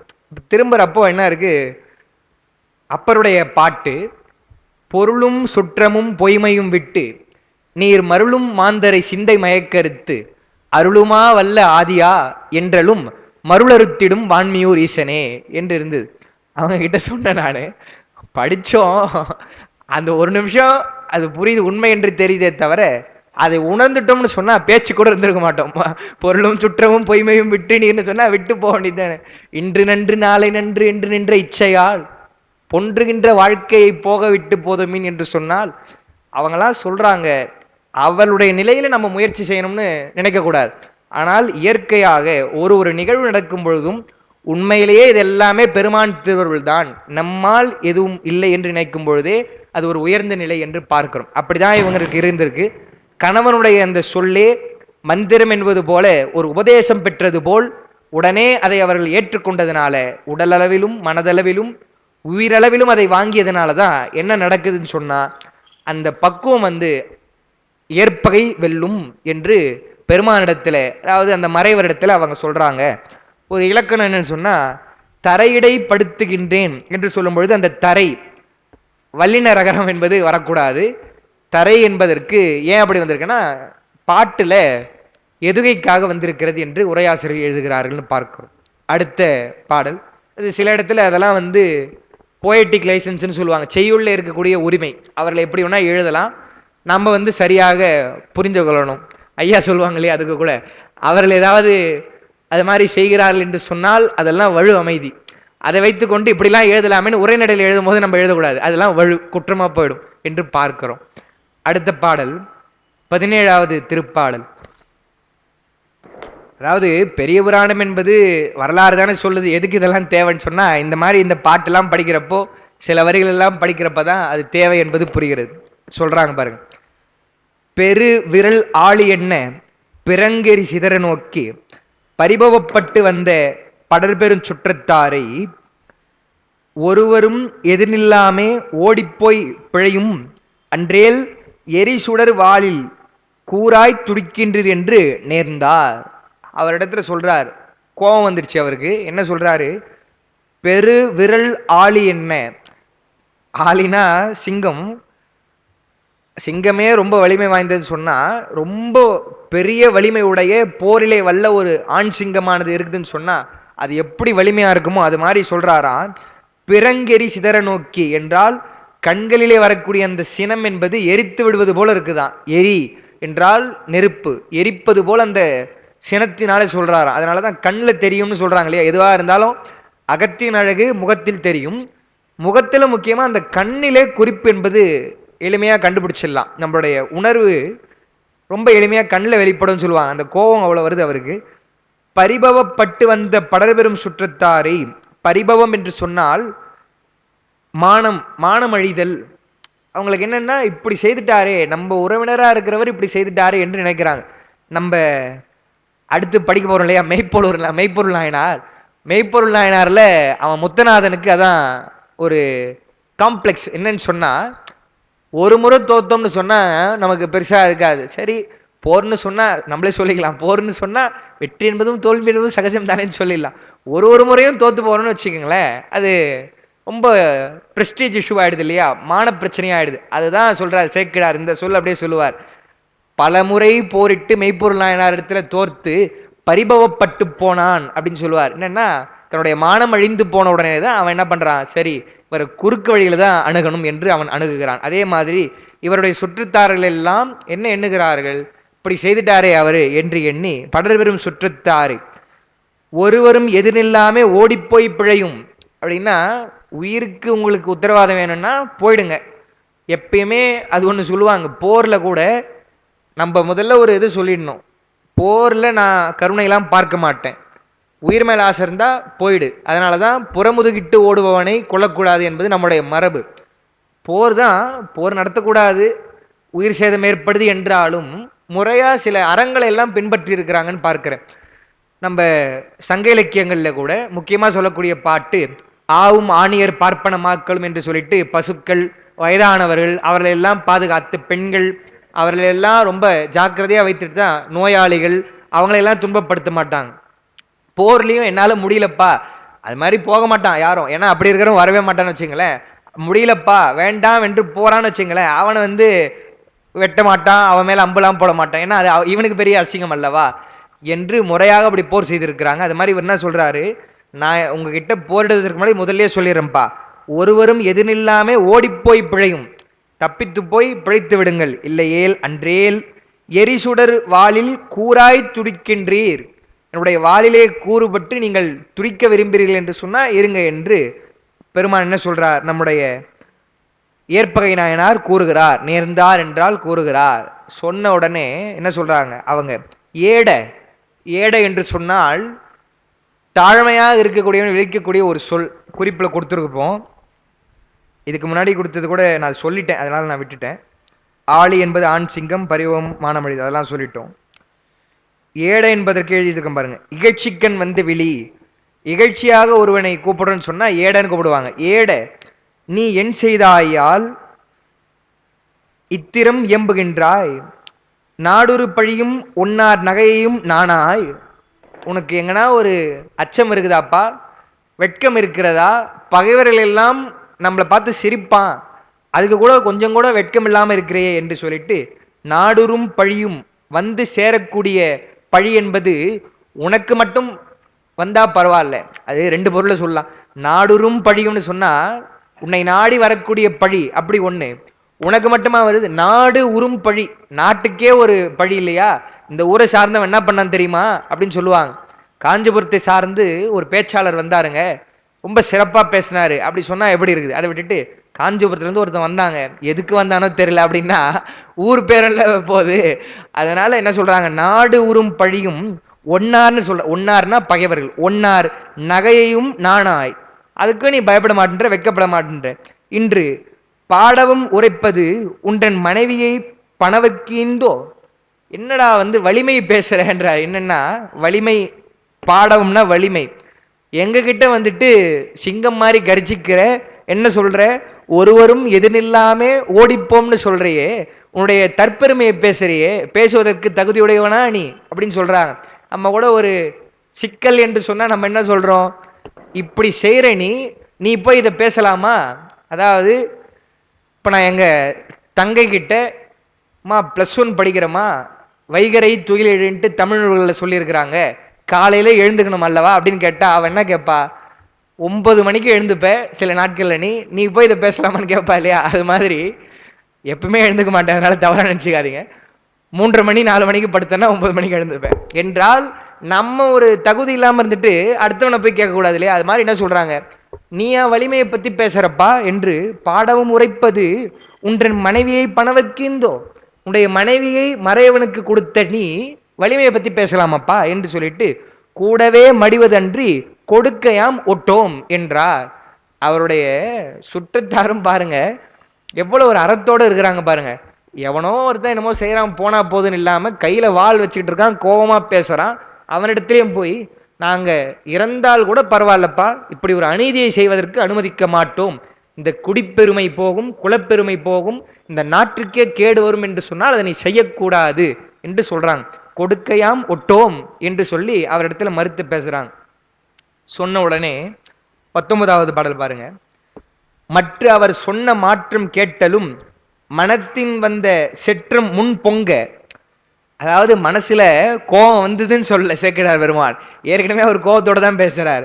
மனத்தின் வந்த செற்றம்னு சொல்லாம செற்றம் முன் பொங்க என்றால் கோபத்தோட பேசுகிறவருக்கு இன்னும் கோபம் அதிகமாயிடுச்சு. பொங்க உங்கள் உடல் துணி எங்கும் சிந்தி முற்றுனும் உயிரையெல்லாம் முதல் விசும்பு ஏற்றி கொண்டு நற்றவர் தம்மை போக விடுவன் என்று எழுந்தார் நல்லோர். நல்லோர் என்றால் ஏற்பகையார்.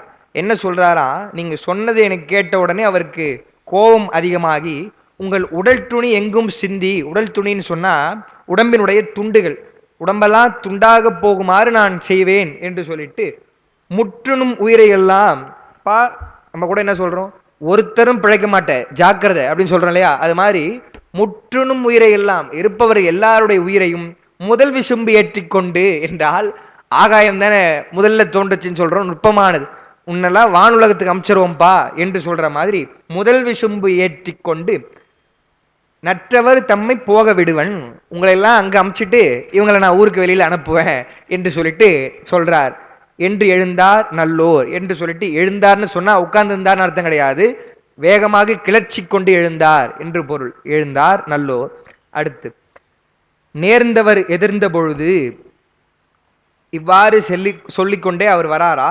வந்து எதிர்ந்த பொழுது நிறைந்த சுற்றத்தாரும் சார்ந்தவர் தம்முன் செல்லார் தையலை கொண்டு பெற்றம் ஊர்ந்தவர் படிமேல் செல்ல உற்றெதிர் உடன்று பொங்கி ஆர்ந்தவன் சினத்தால் மேற்சென்று அடர்ந்து எதிர் தடுத்தாரன்றே.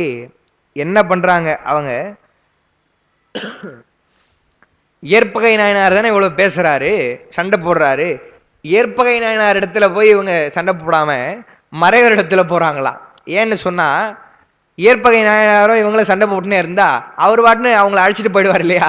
அதனால என்ன பண்றாங்க, அந்த மறைவரை தடுக்கலாம் போயிட்டு என்றுதான் என்ன பண்றாங்களாம், நிறைதவ சுற்றத்தாரும் சார்ந்தவர் தம்முன் செல்லார் என்றால் மறைவிடத்துல போகல, தையலை கொண்டு பெற்றும் ஊர்ந்தவர் படிமேல் செல்ல உற்றெதிர் உடன்று பொங்கி ஆர்ந்தம் சினத்தால், வெஞ்சினம் என்றால் ரொம்ப கடுமையான கோபத்தால் மேற்சென்று அடர்ந்து எது தடுத்தார் என்றே. இவரை தடுக்கிறாங்களா, இவரிடத்துல போல இவ்வளவு பேசி சண்டை போடுற ஏற்பகையார் இடத்துல போகாம அவரிடத்துல போறாங்க. அப்ப உடனே ஏற்பகையார் வராரு என்று சொல்லிட்டு சென்று அவர் தடுத்த போதில், அடுத்த பாட்டு, அவங்க அவ்வாறு தடுத்த போதில் ஏற்பகையார் முன் சீறி, அவர் அப்படி முன்ன பின்ன நடந்து வராரு. வரும்பொழுது இப்போ பாதுகாப்புக்கு வரும்பொழுது பிரதமரோ முதல்வரோ வரும்பொழுது அவருக்கு முன்னையோ பின்னையோ தான் இருப்பாங்க. அவர் கையை பிடிச்சின்னு கூடவே நின்றுட்டு இருக்க மாட்டாங்க, முன்னையோ பின்னையோ இருப்பாங்களே தவிர அவளுக்குன்னு சில புரோட்டோகால் நெறிமுறைகள் இருக்குது.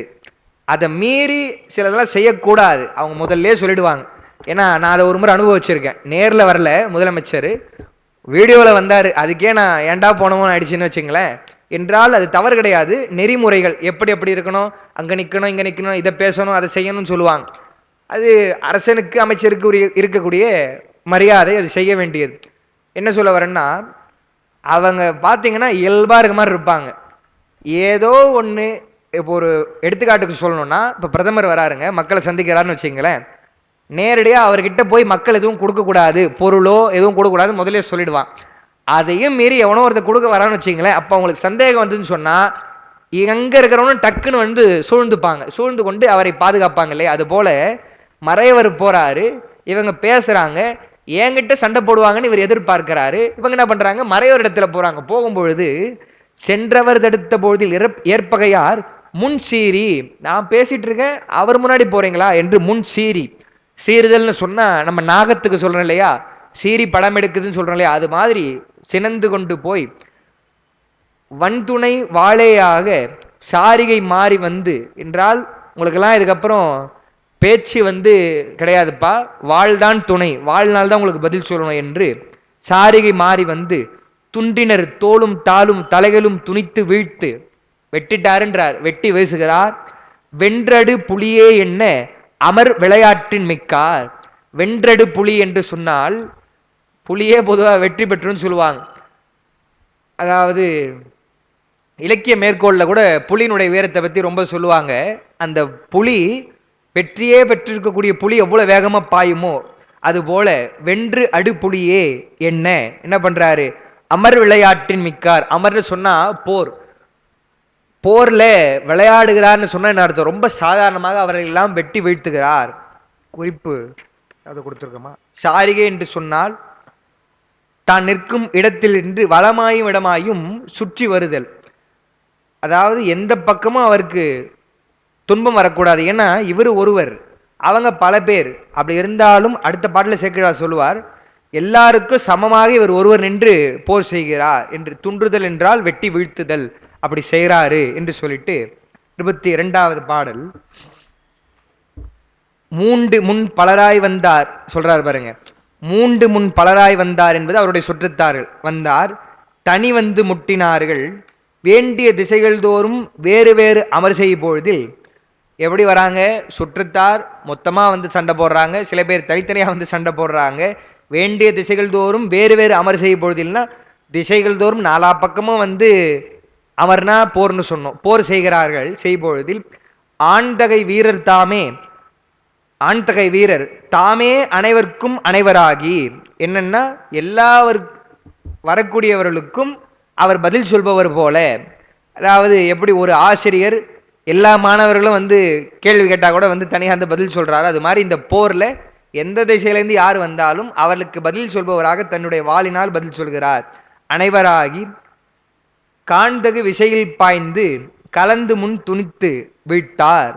என்னன்னா காண்தகு விசை என்றால் கண்ணிலே பார்க்கும் பொழுதே அப்படி ஒரு வேகம் தெரிகிறது, அந்த விசை வேகமாக பாய்ந்து கலந்து முன் துணித்து வீழ்த்தார், அனைவரையும் வெட்டி வீழ்த்துகின்றார் என்று. அந்த காட்சி எப்படி இருந்தது என்று சொல்றார் பாருங்க. போர்க்களம் சொரிந்தன குடல்கள் எங்கும், அவருடைய உடலிலே வாளினால் வெட்டி வீசியதனாலே குடல்கள் எல்லாம் வீழ்கின்றன. துணிந்தன உடல்கள் எங்கும், உடலெல்லாம் அறுபட்டு வீழ்கிறது. இப்படிலாம் செய்யலாமா சார் என்றால் அதுக்கு நான் சொல்றேன், நான் இது முடிக்கும் பொழுது, துணிந்தன உடல்கள் எங்கும், விரிந்தன தலைகள் எங்கும், மிடைந்தன கழுகும் எங்கும். மிடைதல் என்று சொன்னால் வருதல். என்னன்னா போர்ல அந்த உடல் எல்லாம் இரத்தாராக போகுது, குடல் தனியாக விழுகிறது என்றால் இவ்வளவு ஒரு கொடுமையான காட்சி வரும் பொழுது அந்த உடம்பை கழுகு மொய்ப்பதற்காக வருகிறது, தன்னுடைய உணவு இருக்கிறதே என்று வருதான். போர்க்களமா ஆயிடுச்சு ஊரே. அப்படி மிடைந்தன கழுகும் எங்கும், எரிந்தன விழிகள் எங்கும், எதிர்ப்பவர் ஒருவரின்றி என்றால் அவருடைய அந்த ஆற்றல் காரணமாக கண் சிவக்க கோபம் வருகிறது அவருக்கு. எரிந்தன விழிகள் எங்கும், அப்புறம் என்ன ஆகுது, எதிர்ப்பவர் ஒருவர் இன்றி திரிந்தனர் களனில் எங்கும் சிவன்கடல் புனைந்த வீரர். அந்த போர்க்களத்தில் அவர் எப்படி போயிருப்பார்ன்றதை காட்சிப்படுத்துகிறார் சேக்கிழார் பெருமான். எப்படி இப்போ இவரே சொல்லுவார் பின்னாடி, எப்படி அந்த வரிசை போறாங்கன்னா, முதல்ல மறைவர் போறார், அதாவது இந்த ட்ரெயின் மாதிரி தான் வச்சுங்களேன், மறைவர் போறார், மறைவர் பின்னாடி அம்மையார் போறாங்க, அவருக்கு பின்னாடி ஏற்பகையார் வரார், பாதுகாத்து கொண்டே வரார் வாள்லாம் வைத்துக்கொண்டு. அப்போ மறைவரிடத்துல வந்து சண்டை போடுறாங்கன்னா எதிர்த்து முன்ன வந்து சண்டை போடுறாரு இல்லையா. போர்ல வாளை சுழற்றும் பொழுது ஒரு வேகம் வந்துடுது இல்லையா, சினம் வந்துடுது. என்ன பண்றாராம், திரிந்தனர் களனில், களன் என்றால் போர்க்களன், போர் செய்யக்கூடிய இடத்துல, களன்னா பொதுவாக இடம், இந்த இடத்துல போர்க்களம், அந்த இடத்துல திரிகிறாராம், சுற்றி திரிகிறார். யாராவது இருக்கிறீங்களா, இப்பயாச்சும் நீங்க விடுவீங்களா விட மாட்டீங்களா என்பது போல திரிந்து என்ன செய்கிறாராம், யார் என்று சொன்னால் திரிந்தனர் களனில் எங்கும் சிவன்கடல் புனைந்த வீரர். அவர் யார் என்று சொன்னால் சிவபெருமானுடைய திருவடியை தன்னுடைய மனத்திலே புனைந்த நம்முடைய ஏற்பகையார் போர்க்களத்திலே திரிந்து போர் செய்வதற்காக. யாராவது என்ன இருக்கீங்களாப்பா, என்னுடைய தொண்டுக்கு இடையூறு வேண்டாம் என்று அவர் எண்ணுகிறார் என்று பார்க்கிறோம். மாடலை குருதி பொங்க மடிந்த செங்களத்தினின்றும், ஆடுரு செயலின் வந்த கிளைஞரோடு அணைந்தார் தம்மில் ஓடினார் உள்ளார் உய்ந்தார் ஒழிந்தவர் ஒழிந்தே மாண்டார் நீடிய வாழும் தாமும் நின்றவர் தாமே நின்றார். என்ன சொல்றாரு? மாடு அலைன்னு வருது. மாடு அலை, மாடுனா பக்கம். ஆடுரு செயல் அப்படின்னா அடுத்தல்னு சொல்றோம் இல்லையா? அடுத்தல், அதுதான் அடு என்பது ஆடுன்னு வருது. ஆடு உரு செயல் என்றால் அடுத்தல் ஆகிய தொழில் என்றால் அவர்களை அழிப்பதற்குரிய தொழில், அதான் கொடுத்திருக்கிறோம்.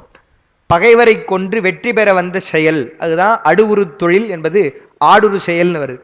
ஆடுரு செயலின் வந்த கிளைஞரோடு அணைந்தார் தம்மில், அது எப்படி ஆயிடுச்சு அந்த போர்க்களம்னா, செங்கலத்தின் நின்றும், செங்கலம்னா அந்த மண்ணே சிவந்த பூமி மாதிரி ஆயிடுச்சு. அப்படி இருக்கும் பொழுது எல்லாரையும் கொன்று குவித்து என்ன செய்கிறார்?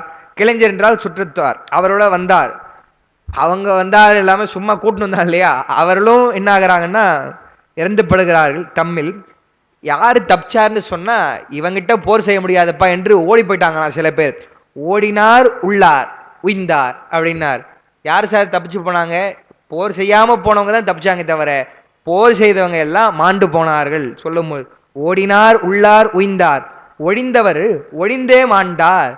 ஒழிந்தவர் என்று சொன்னால் அப்படி போகாம இங்க இருந்தவர் என்ன, நாங்க ஒழிந்தே போனார் என்று சொல்லிட்டு நீடிய வாழும் தாமும் நின்றவர் தாமே நின்றார். ரொம்ப உயர்ந்த அந்த வாளை வைத்துக்கொண்டு போர் செய்த நம்முடைய நாயனார் அவர் மட்டும் நின்று கொண்டிருக்கிறாராம். அவர் தான் இருக்கிறாருன்னு சொன்ன அர்த்தம், அவரை எதிர்த்து வந்த அனைவரையும் அவர் கொன்று குவித்து விட்டார். சில பேர் அச்சத்தினாலே தப்பித்தும் போய்விட்டாங்கன்னு சொல்றார். 25வது பாடல். இதெல்லாம் எளிமையா இருக்கவே தான் சில சொற்களுக்கு மட்டும்தான் குறிப்பு கொடுத்துருக்கோம். 2 பக்கம் தான் இன்னைக்கு கொடுத்துருக்கிறது. 143ல தான் இந்த குறிப்பெல்லாம் இருக்கு இன்னைக்கு கொடுத்தது. திருவுடை மனைவியாரை கொடுத்து இடை செருத்து முன்பு வருபெரும் சுற்றமெல்லாம் வாளினால் துணித்து மாட்டி அருமறை முனியை நோக்கி அடிகள் நீர் அஞ்சாவண்ணம் பொறுவரும் காணம் நீங்க விடுவன் என்று உடனே போந்தா.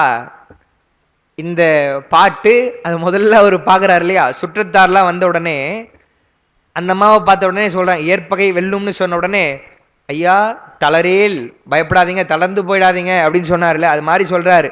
அவங்க வந்தப்போ அவர் சொல்லிட்டு சண்டை போடுறாரு. சண்டை முடிஞ்ச உடனே என்ன சொல்றாரு பாருங்க, திருவுடை மனைவியாரை என்று சொன்னால் திரு என்பது செல்வம் தான். அந்த அம்மா கிட்ட இருந்த செல்வம் என்பது ஈண்டு கற்பு திருவை குறித்ததுன்னு எழுதுறாங்க உரையாசிரியர் எல்லாம். உயர்ந்த ஒழுக்கம் கற்பு அது இருக்கவே தான் கணவருடைய சொல்லை அவர்கள் காத்து நின்றார்கள் என்று பார்க்கிறோம். அப்படிப்பட்ட மனைவி அவங்க. கொடுத்து இடை செருத்து முன்பு வருபெரும் சுற்றமெல்லாம் வாளினால் துணித்து என்றால் இடைநிறுத்தி அவர்களை பகை கொண்ட சுற்றத்தார்களை எல்லாம் வாளினால் வெட்டி வீழ்த்திய அருமறை, அப்படிப்பட்ட ஏற்பகையார் அருமறை முனியை நோக்கி அந்த மறையவரை பார்த்து அடிகள் நீர் அஞ்சாவண்ணம், நீங்க பயப்படாதவாறு பொறு அருங்காணம் நீங்க விடுவன், அந்த காட்டுப்பகுதியெல்லாம் நீங்க, ஏன்னா ஊர்ப்புறம் வந்தாச்சு, காட்டுப்பகுதியெல்லாம் நீங்க நான் விடுவேன் என்று உடனே போந்தார். அவர் உடனே செல்கின்றாரா நம்முடைய ஏற்பகை நாயனார். இப்போ பெருமான் சொல்றார், என்ன சொல்றாரு? இருவரால் அறிய ஒண்ணா ஒருவர் பின் செல்லும்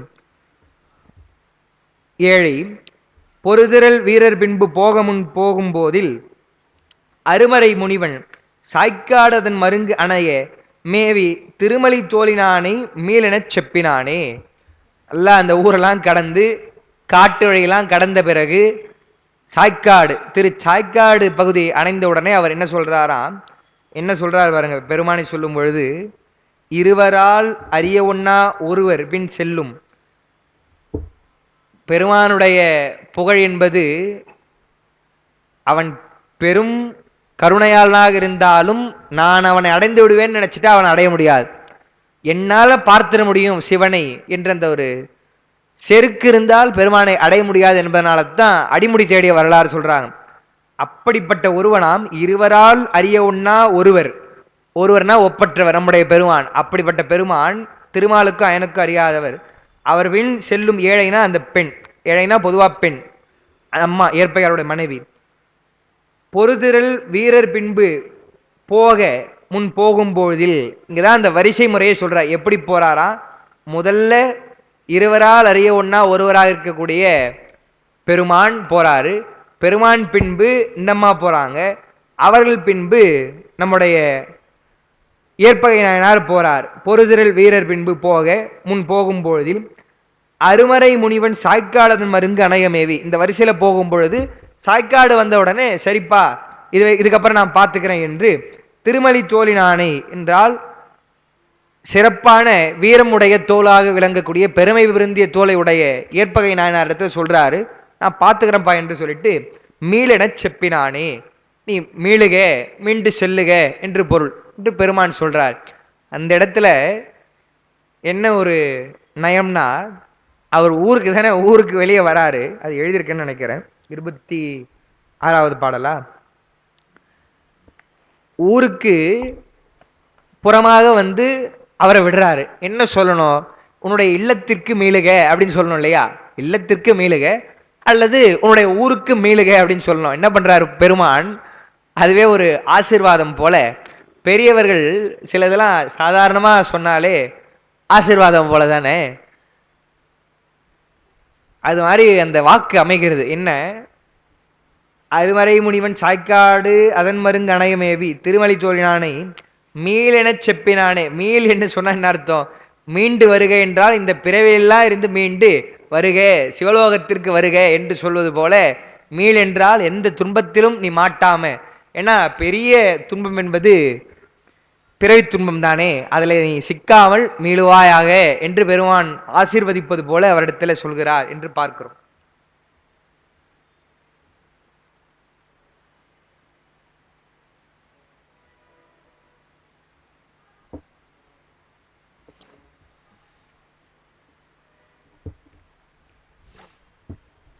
அந்த மறையவர் தவமுனிவர்னு சொல்றார் அடுத்த பாட்டுல. தவம் என்று சொன்னால் பொதுவாக தவம் என்பது எதுவனா இருக்கலாம். சைவத்துல தவம் என்று சொன்னால் சரிய கிரிய யோகம், அதுதான் தவம். இறைவனை நோக்கி அவனை அடைவதற்கு விருப்பம் வந்து, உலகப்பற்றி நாம் நீங்கினால் மட்டும் போதாது, உலகப்பற்றி எப்படி நீங்குதோ அதுபோல் இறைவனை அடைவதற்குரிய முயற்சியை நாம் செய்ய வேண்டும். அந்த முயற்சி என்பதுதான் தவம் என்று அருணையார் எழுதுறாங்க. தவம் என்ற அதிகாரத்தில் திருமந்திரத்தில் முன்னுரை சொல்லும் பொழுது எழுதுகிறார்கள். எனவே அந்த முயற்சி என்பது சைவத்தில் சரிய கிரிய யோகம், அதாவது தவம். அப்படி இறைவனை அடைவதற்கு முயற்சி செய்யக்கூடிய சிவனடியார் இந்த மறையவர் அல்லவா. தவமுனி தன்னை மீளச் சொன்ன பின் தலையால் ஆறன்னு சொன்னா தலை வணங்குதலே பலவிதமா வணங்குதல் என்பது இருக்குது. சாதாரணமா தலை வணங்குதல்னு சொன்னா பெரியவர்களுக்கும் சிறியவர்கள் தலை வணங்குவாங்க. இப்போ வங்கியிலேயோ அல்லது ஏதோ ஒரு நிறுவனத்திலேயோ மேலாளர் இருக்கிறான்னு வச்சுக்கோங்களேன், மேனேஜர் இருக்கிறார், நம்ம விஷ் பண்ணணும்னு சொன்னா சார் குட் மார்னிங் சொன்னா அவரும் லைட்டா அந்த தலையை ஆட்டுவார், குட் மார்னிங் என்று சொல்லிட்டு, அதுவும் தலை வணங்குதல் தான் என்று சொன்னால் அதனுடைய வணக்கத்தினுடைய பொருள் வேற. அதை ரிசீவ் பண்றாரே தவிர அக்னாலேஜ் பண்றாரு. நீங்க சொன்னதுக்கு அவரு ஒரு அவருடைய சார்பாக ஒரு குறி காட்டுகிறாரே தவிர, ஆனால் தலை வணங்கி அவர் சொல்லல. நாம தான் அவருக்கு தலை வணங்கி சொல்லணும், வணக்கம் சொல்லணும்.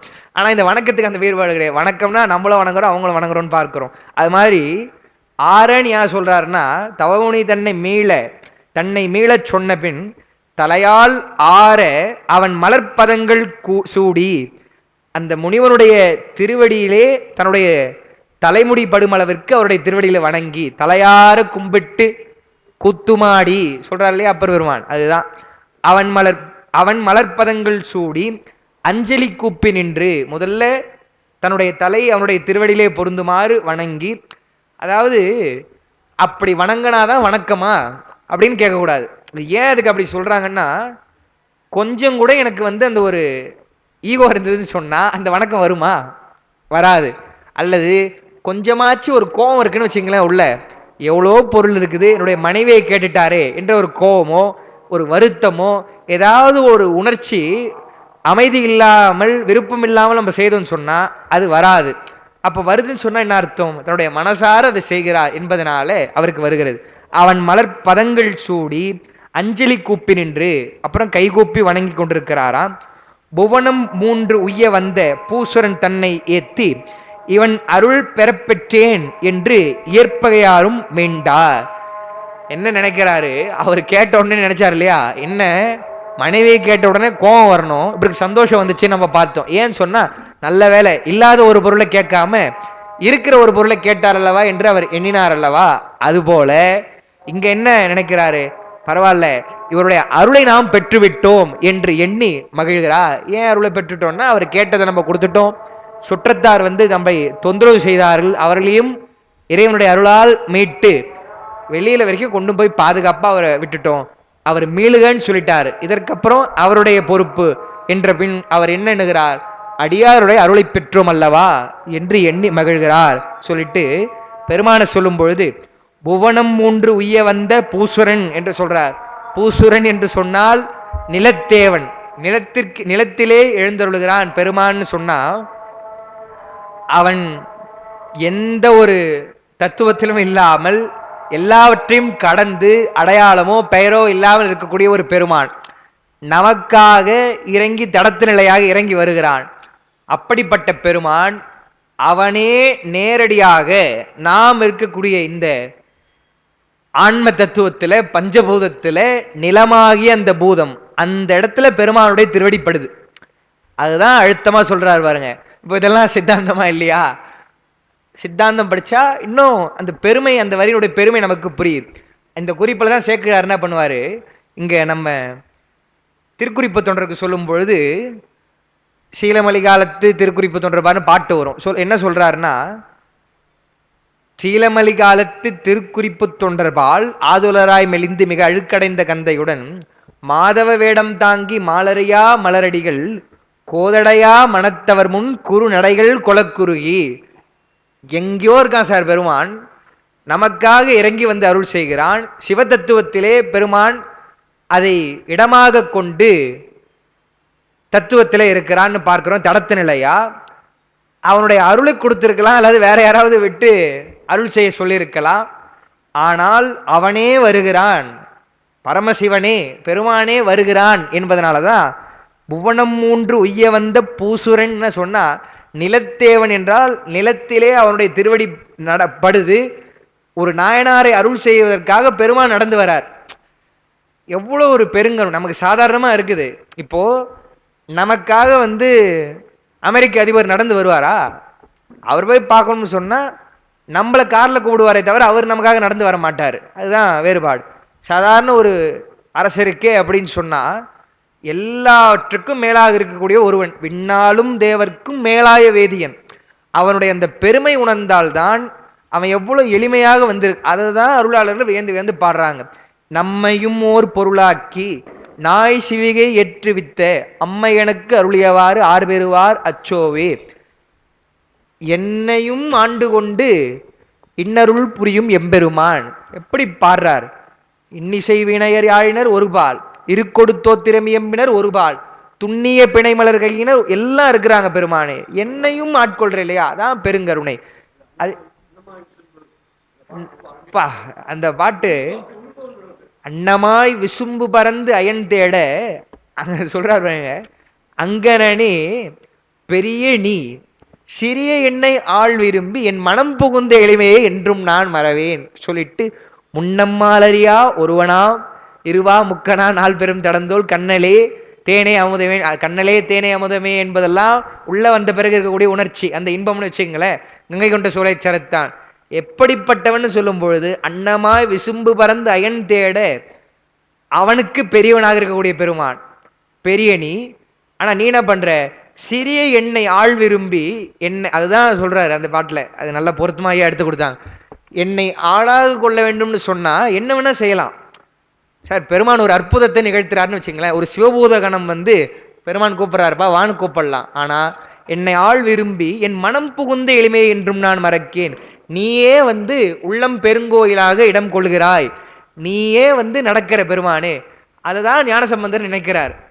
என்ன நினைக்கிறார், யாவர்க்கும் தந்தைதா எனும் இவர் இப்படி அளித்தார், நமக்காக கொடுக்கிறார் இல்லையா என்றுதான் எண்ணி அருளாளர்கள் வியந்து வியந்து போய் பாடுறாங்க. சுந்தரர் கதறி தடுத்தாட்கொண்டு புராணத்துல பார்த்தோம் இல்லையா, அம்மான்றன் அடிக்கொண்டு என் முடிமேல் வைத்திடும் என்னும் ஆசையால் வாழ்கின்ற அறிவிலா நாயன். அந்த அந்த திருவடி நம்ம தலைமையில பற்றாதா?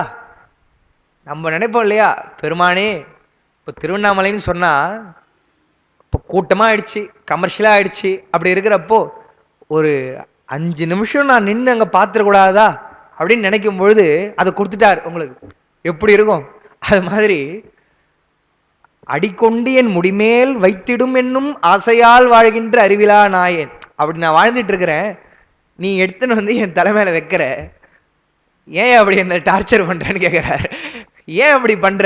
அங்க போய் வந்தாலும் வர, இங்கே வரேன்ன உடனே அவர் சொல்றாரு பாருங்க பதில், திசையறியா வகை செய்தது என்னுடைய மூப்புக்கான்னு சொல்ற, 2 முறை உன்னுடைய திருவடி என்னுடைய தலைமையில் வைக்கிற பெருமானை, எவ்வளவு ஒரு பெருங்கருணை அல்லவா என்று சொல்வது போல அவன் யாருன்னா 3 புவனமும் உய்வதற்கு ஒரு பொருளாய் உள்ளவன், சிவனலால் முத்தியில் சேர்த்துவார் இல்லை. நீங்க பிற தெய்வ வணக்கம் வேணான்னு சொல்ல, வணங்குனீங்கன்னா உங்களுக்கு சத்தியலோகம் தான் முக்தி, வைகுண்டம் தான் முக்தி. சில காலத்திற்கு பிறகு உங்களுடைய தெய்வமே வினை செய்துன்னு சொல்லும் பொழுது அந்த காலம் முடிந்த பிறகு உங்களுக்கு பிறவி உண்டாகும். எந்த பிறவிலே எப்படி வந்து மாட்டோன்னு தெரியாதுன்றதுனால தான் நிலையான வீடு பேர் என்று சொன்னால் அது பெருமான் தான் கொடுக்கிறான்னு பார்க்கிறோம். அப்படிப்பட்ட பெருமானாக ஒரு பெரும் தலைவனாக இருக்கக்கூடியவன் வந்து வரான், நிலவத்தில் வரான்னு சொன்னா அந்த பூசுரன் என்ற சொல் அவ்வளவு ஒரு பொருத்தமாக பெருமானுடைய எளிமையை சொல்வதற்காக வருது. பூசுரன் தன்னை ஏத்தி இவன் அருள் பெறப்பெற்றேன் என்று ஏற்பகையாரும் மீண்டார். ஏற்பகை நாயனார் மீண்டார்னு சொல்லிட்டார். சொல்லிட்டு நமக்கு நான் இங்க சொல்லி கூட இருப்பேன்னு நினைக்கிறேன், ஒரு பொருள் மேலேயே ரொம்ப பற்று இருக்கும். சொல்லியிருக்கேன், ஆடிட்டோரியத்தில் உட்காந்துட்டு இருக்கிறப்போ சாதாரண ஒரு 5 ரூபாய் பெண்ணை கையெழுத்து போடுறதுக்காக அவங்க வச்சிருப்பாங்க. எப்பயும் நம்ம கிட்ட கேட்டாங்கன்னு சொன்னா, நமக்கு யாராவது பேசினாங்கன்னா நம்ம எழுதணுமே, வேற ஒரு பெண் எடுத்து எழுத வேண்டியது தானே, பையில இருக்க போகுது.